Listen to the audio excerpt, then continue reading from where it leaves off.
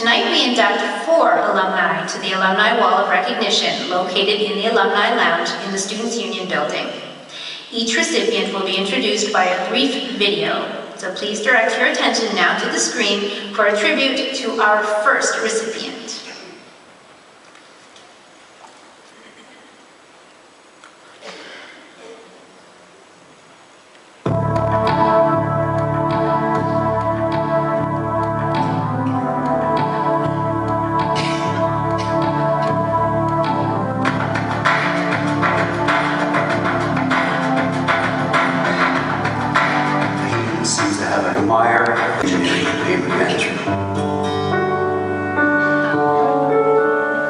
I was born and raised in the Peace River country of northern Alberta. My parents were homesteaders from Germany.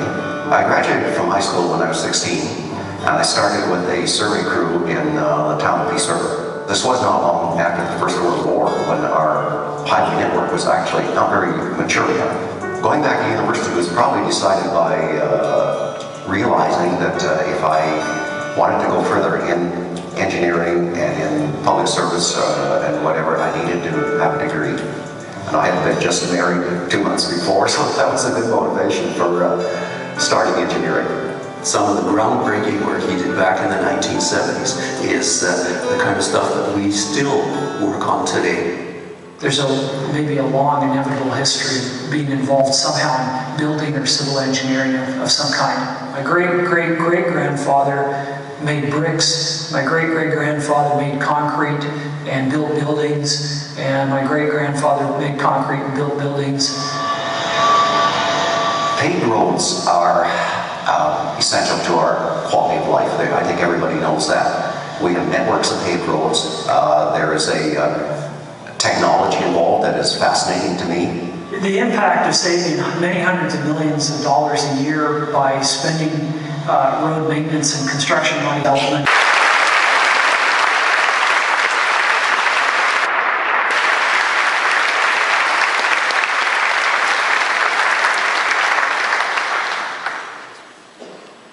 Come say a few words.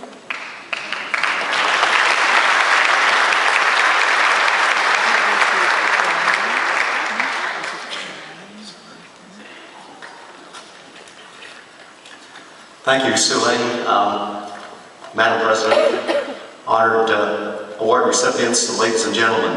I'm deeply appreciative of this honor and would like to offer a few reflections, memories, tributes, and thanks.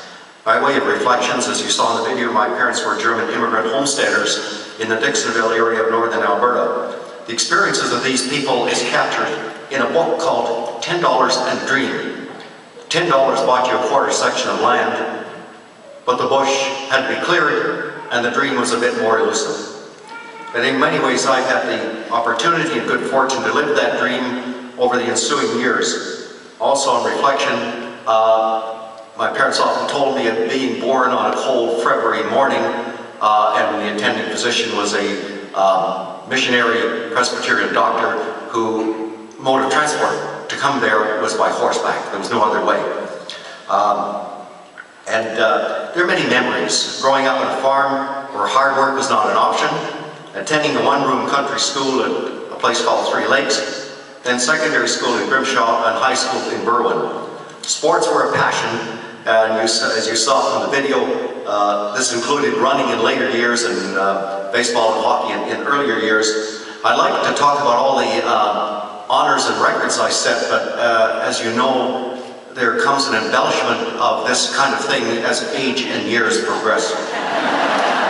And the memories certainly include a lot of great years here at U of A, the community of fellow students, and the foundation it gave me for a long and enjoyable career as an educator, researcher, and practitioner. For tributes, there are many people and organizations that have been instrumental in helping me with advice, support, and counseling during my academic and professional life. But a special tribute is due to my late wife, Rose Haas, whose unwavering love and support for more than 50 years are a basic reason for my being here today. And a tribute goes to my children, Catherine, Carl, and Susan, and 7 grandchildren, and as well a tribute to the great support and encouragement from my colleague and longtime running partner, Dr. Brenda Hann. I was asked if I had a few words for new grads. Simply, every day counts. So learn to be flexible, charitable, understanding, and just work hard at being a good citizen of your community and your country. Finally, and this is where I struggle, there are so many people to thank. Certainly thanks go to my nominators and supporters for this honor, the help and support from the alumni people, Trevor, Jody, and Joanna, Jeff, Nana, Sean, and their colleagues. And last but not least, to the numerous personal friends, academic and professional colleagues, students and others who are so important to whatever I've been able to accomplish. And finally, all the best to each and every one. Thank you.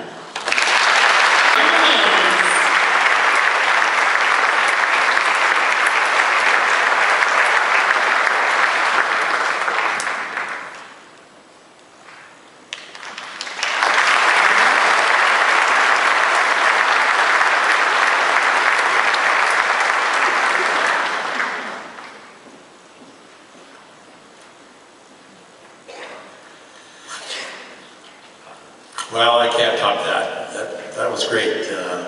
Thank you, Alumni Association, George McMaster, who put that together.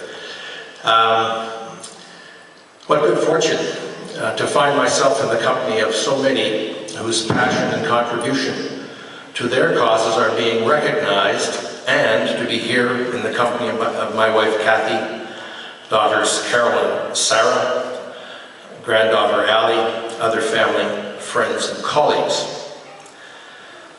From time to time, we are asked who our heroes are. The obvious answer for me is my father, with whom I had in common becoming a farmer, a politician, and an internationalist.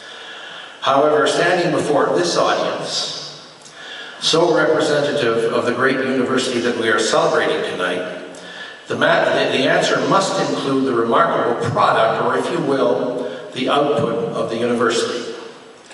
In my case, there are many heroes that I would like to recognize, and they are my fellow students between the fall of 1958 and the spring of 1962.